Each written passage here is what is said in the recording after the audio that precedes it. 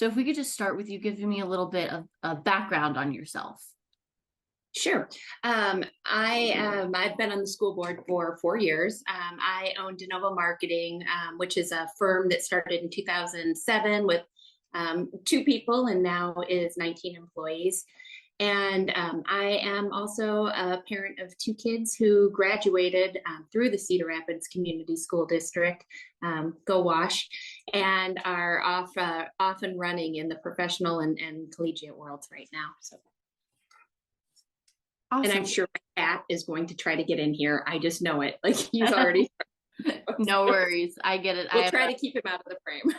Okay, no worries. And so you said you've been on the school board for the past 4 years. Is that correct? Yes, that's one term. So why are you deciding to run again?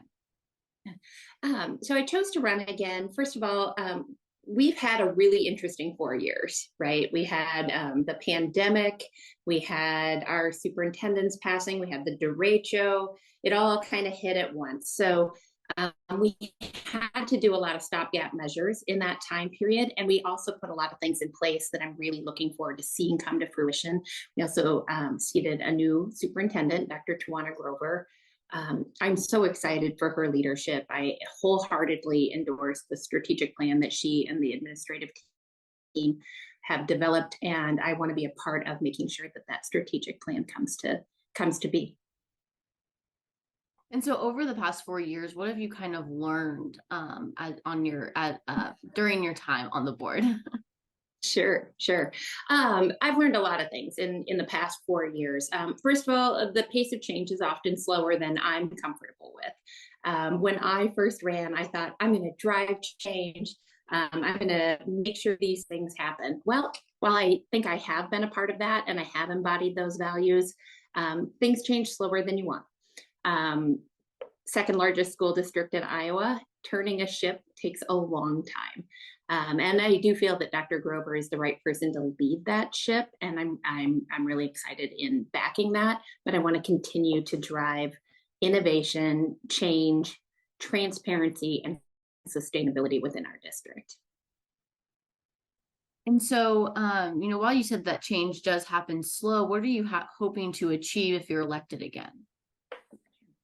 So the next 4 years are really pivotal for the Cedar Rapids Community School District.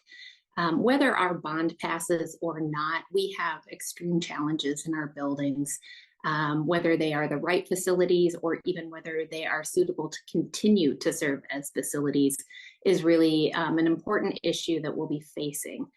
So that's one of the things in the next 4 years we really have to wrap our arms around is what is our facilities master plan, better defining it for our community. I think that's really important that people understand the larger picture of where enrollment is trending for our region and how we keep this a vibrant community. Schools are a huge part of economic development and community viability.